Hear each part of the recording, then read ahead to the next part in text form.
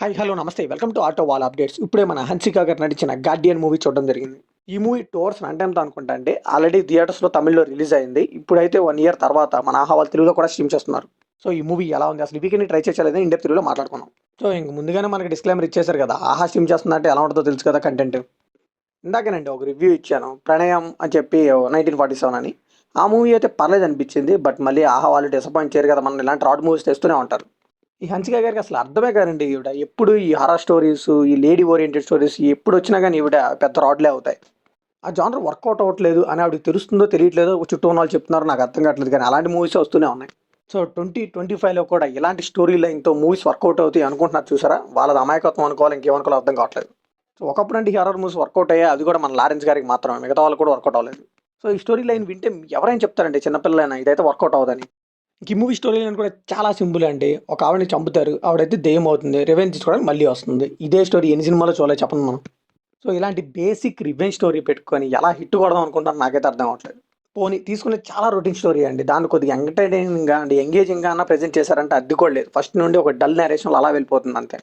So first 30 మినిట్స్కి నాకైతే clarity వచ్చేసిందండి, ఇది ఒక పెద్ద రాడ్ రంబోలా మూవీ, బట్ రివ్యూ ఇవ్వాలి కాబట్టి చూడాల్సిందే అని.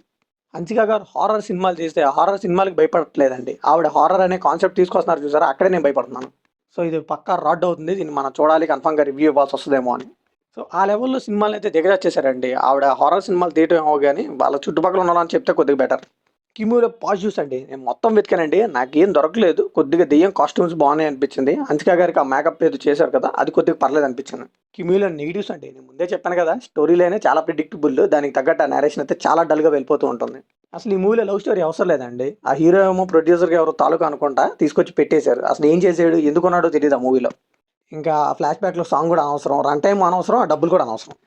ఇంకా ఫైట్స్ అండి, ఆ రెవెన్యూ తీసుకున్న ఫైట్స్ అవి అయితే చాలా అంటే చాలా లో క్వాలిటీగా అనిపించాయి ప్రొడక్షన్ వాల్యూస్. ఇంకా కెమెరా యాంగిల్స్ కానీ, ఆ తెలుగులో వచ్చే డబ్బుడ్ సాంగ్స్ కానీ, ఇవన్నీ కూడా మనకైతే అల్టిమేట్గా చిరాకే తెప్పిస్తాయి. సో హన్సిక గారి పర్ఫార్మెన్స్ ఏమన్నా బాగుందంటే అది కూడా బాగాలేదండి. ఓల్డ్ రొటీన్ అని చెప్పొచ్చు. ఆవిడ అన్ని హారర్ సినిమాల్లో ఉండేలానే ఉంది, పెద్దగా ఏం చెప్పుకోదగ్గలేదు. సో ఫైనల్గా ఈ మూవీకి మనం ఇచ్చే బడ్జెట్ ఏంటంటే ఇట్స్ రొటీన్ హారర్ మూవీ అండి. ఇందులో కొత్తగా మనం చూడడానికి కూడా ఏం లేదు.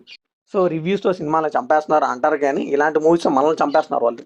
లేదు అయినా సినిమాని ఎంకరేజ్ చేస్తామంటే మాత్రం డేర్ అండి, మీ డేర్. నేను లైలాకి ఇలాగే చెప్పాను, మీరు కూడా ఈ మూవీ చూస్తే మాత్రం మీరు అదే ఫీల్ అవుతారు.